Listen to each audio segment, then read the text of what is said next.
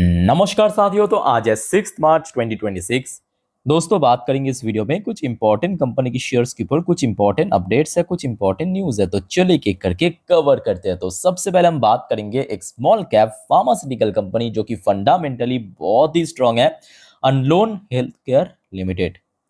वैसे तो शेयर आज 4.5% ऊपर आके क्लोजिंग दिया, वो भी इतना खराब मार्केट में, इतना वीक मार्केट में। तो इसके पीछे एक बहुत बड़ी वजह यह है कि कंपनी आज अपने शेयर होल्डर के लिए 1:1 रेशियो में बोनस और 1:5 रेशियो में स्टॉक स्प्लिट का अनाउंसमेंट किया।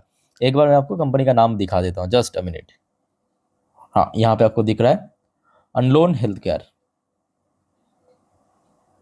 ठीक है। अच्छा, इसका ब्रेकडाउन भी आपको मैं एकदम सरल भाषा में समझा देता हूँ। देखिए, सबसे पहले 1:1 रेशियो में बोनस, मतलब एक शेयर, मान लीजिए कि कोई एलिजिबल शेयर होल्डर है, उनके पास है, तो उसके साथ 1:1 मतलब एक और शेयर आपको मिलेगा बोनस में, तो बढ़ के हो जाएगा कितना, 2। अब कंपनी 1:5 रेशियो में स्प्लिट भी दिया है, तो 5 से इसको मल्टीप्लाई कर दीजिए, तो बढ़ के हो जाएगा आपका 10।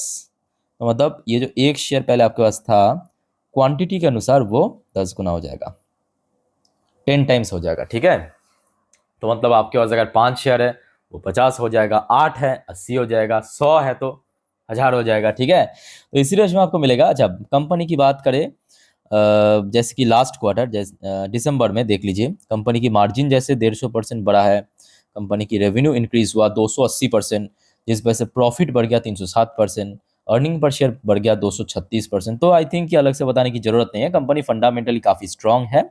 और ये भी फैक्ट है कि बहुत पुराना लिस्टेड नहीं है, पिछले 6 महीने पे शेयर पॉजिटिव में ही था।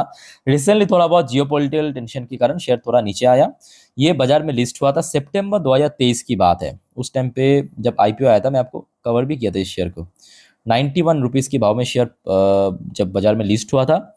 सितंबर के बाद नवंबर तक शेयर अपना लाइफ टाइम हाई पे पहुंच गया था। सिर्फ कुछ 1.5 से 2 महीने पे आप देखिए 83% की रिटर्न देते हुए। उसके बाद तो नवंबर के बाद से एक्चुअली जियोपॉलिटिकल टेंशन और ज़्यादा बढ़ता है। और इस साल पे तो 2026 की शुरुआत से ही आप देखिए, वो मडूरो वाला इंसिडेंट जो वेनेजुएला की प्रेसिडेंट को उठाया, फिर तो लगातार जियोपॉलिटिकल टेंशन घटना दूर की बात है, बढ़ता गया, तो शेयर भी थोड़ा थोड़ा नीचे पहुंचा, ठीक है। तो छोटे कंपनी है, अच्छी कंपनी है, फंडामेंटल स्टॉक, तो इसके ऊपर थोड़ा सा स्टडी करना जरूर, ठीक है। आज उसके बाद आ जाइए इन्फोसिस के ऊपर। अभी अभी एक अपडेट आया इन्फोसिस लिमिटेड। वैसे तो ये शेयर पिछले 1 डेढ़ महीने से गिर ही रहा है, बाकी आईटी कंपनी की गिरने के साथ साथ, बट अभी जो खबर मिला है, देखिए, वैनगार्ड एक यूएस की कंपनी है, ठीक है। Vanguard begin insourcing reverses part of Infosys largest outsourcing deal. तो यहाँ पे क्या होगा, मैं आपको एकदम सरल भाषा में समझा देता हूँ, बहुत लंबा चौड़ा आर्टिकल है। वैनगार्ड जो है ना, ये इन्फोसिस को, जो इन्फोसिस की एम्प्लॉय है, ठीक है, तो उनको ट्रेनिंग देगा और फिर सप्लाई करेगा।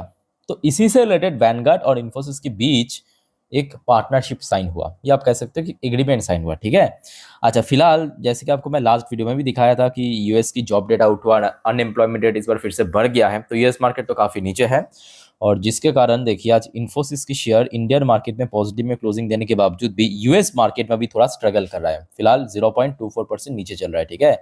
अच्छा, इन्फोसिस की शेयर देखिए पिछले 1 महीने की बात करें 13% डाउन, और रिसेंटली जब गिरावट शुरू हुआ था, मतलब आपके जनवरी से, उसके साथ अगर हम कैलकुलेट करें तो ऑलमोस्ट आपको 22% डाउन दिख जाएगा, तो बहुत पिट चुका है। शेयर के लिए इमीडिएटली जो सपोर्ट पॉइंट है 2023 वाली जो लो है, 2023 में जो लो शेयर टच किया था 1200 के आसपास, 1200 से लेके 1250, ये इमीडिएटली इन्फोसिस के लिए एक स्ट्रॉन्ग सपोर्ट जोन है, याद रखना, ठीक है।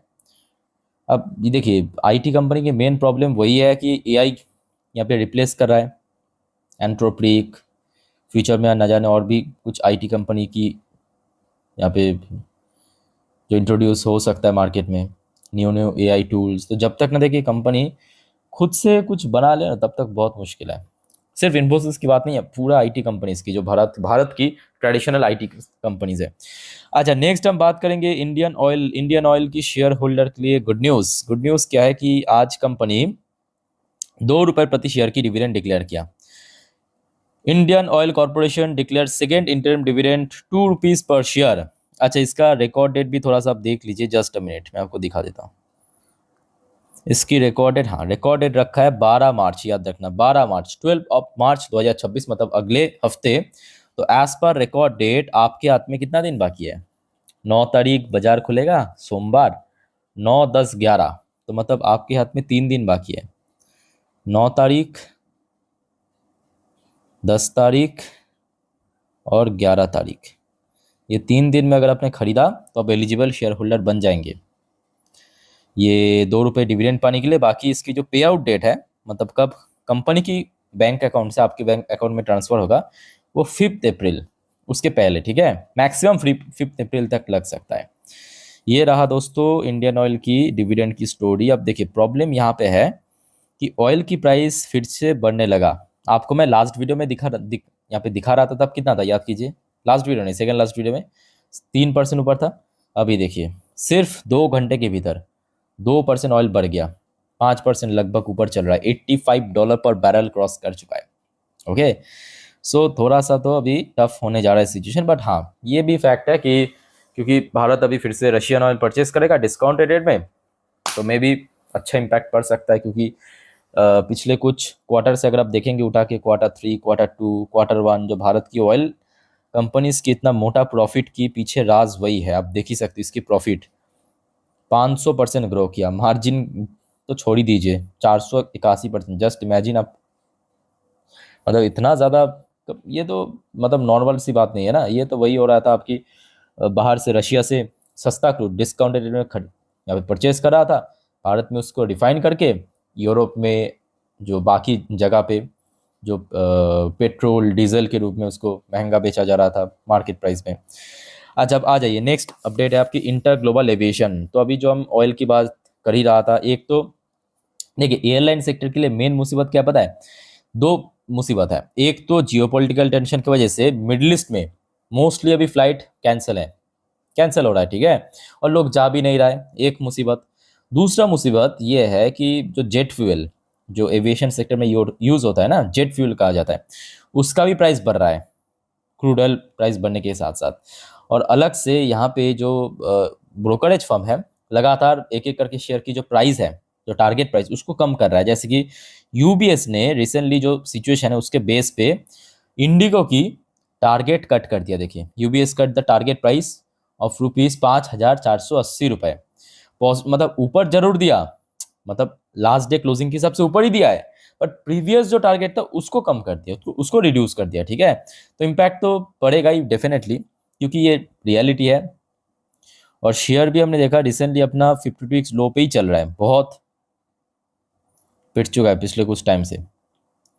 और रिसेंटली सपोर्ट लेवल की बात करें, मतलब मान लीजिए कि ये 4,400 का लेवल ब्रेक हो गया, तो उसके पहले हमने देखा था नवंबर 2024 में या जनवरी 2025, लगभग 1 साल या 14 महीने पहले शेयर को जहाँ पे सपोर्ट मिला था, यानी 4,000 से लेके 4,100, इस रेंज तक शेयर कहीं ना कहीं फिर से पहुंच सकता है, ठीक है।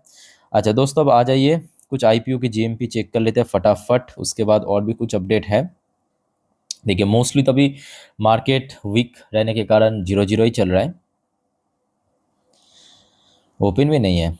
सीडामैक यही सिर्फ ओपन है, और ओपन है मतलब क्या, डिस्काउंट में है, बाकी तो ऑलमोस्ट लिस्ट हो चुका है, ठीक है। अच्छा दोस्तों आगे बढ़ते हैं नेक्स्ट टॉपिक पे, पर उसके पहले आप सभी को एक छोटा सा रिक्वेस्ट करूंगा, अगर आपको वीडियो अभी तक अच्छा लगा, इन्फॉर्मेटिव लगा, प्लीज दोस्तों वीडियो को लाइक करना और प्लीज चैनल को सब्सक्राइब भी करके जरूर रखना, इस प्रकार की जानकारी हमेशा अपडेटेड रहने के लिए, ठीक है, हमेशा पाने के लिए। और दोस्तों जो नेक्स्ट वीडियो आएगा ना, उसको प्लीज मिस मत करना, बहुत सारी इंपॉर्टेंट जानकारी देना है मार्केट से रिलेटेड, इंक्लूडिंग ग्लोबल मार्केट का हालचाल, एफएसडीएस का डेटा, अगले हफ्ते मार्केट प्रेडिक्शन, बहुत सारा अपडेट देना है, मिस मत करना, ठीक है, जो कि बहुत इंपॉर्टेंट है, खास करके आप अगर निवेशक हो तो, निवेश करते हो मार्केट में, ठीक है। तो एकदम फ्री ऑफ कॉस्ट है, चैनल को सब्सक्राइब करके जरूर रखना, फॉलो जरूर करना हर एक वीडियो, ठीक है। अच्छा वैसे रिसेंटली हमने देखा 2 सरकारी कंपनी है, एक आरईसी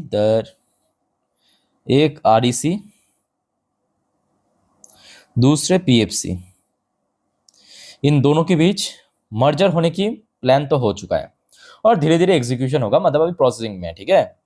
उसके बाद हमने देखा पीएफसी एकदम से स्पाइक कर गया, और सरकार ने दोस्तों रिसेंटली, मतलब कल रात की मिडनाइट की स्टोरी है, इरकॉन इंटरनेशनल और आरवीएनएल, ये दोनों के बीच भी मर्जर करवाएगा, ये प्रपोजल रखा है। आगे लंबा चौड़ा प्रोसेस है, थोड़ा टाइम लगेगा बट होगा जरूर, ठीक है। एक बार मैं आपको पढ़ के सुनाता हूँ यहाँ पे सरकार ने क्या प्रपोजल रखा है इन दोनों कंपनी के पास। अब सबसे पहले देखिए कंपनी की तरफ से भी अप्रूवल चाहिए, याद रखना, ठीक है।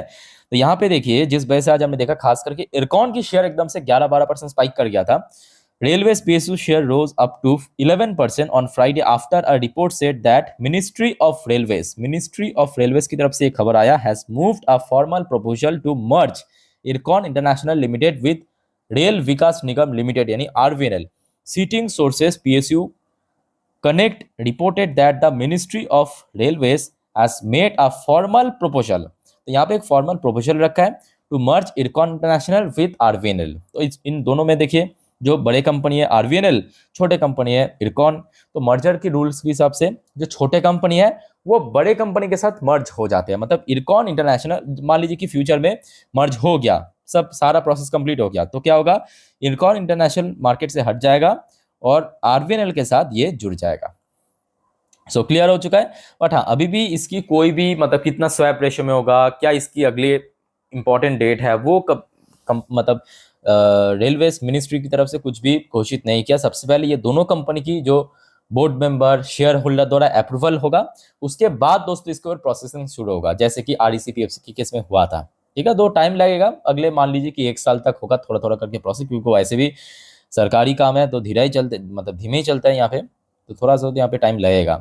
बाकी देखा जाए, देखिए आरबीएनएल की शेयर भी बहुत पिट चुका है रिसेंटली, गिरावट के साथ साथ शेयर लगभग अपने 52 वीक्स लो पे ही चल रहा है। इरकॉन भी अलग बात नहीं है, आज थोड़ा बहुत चल गया बट शेयर लगभग लो पे ही चल रहा है, ठीक है।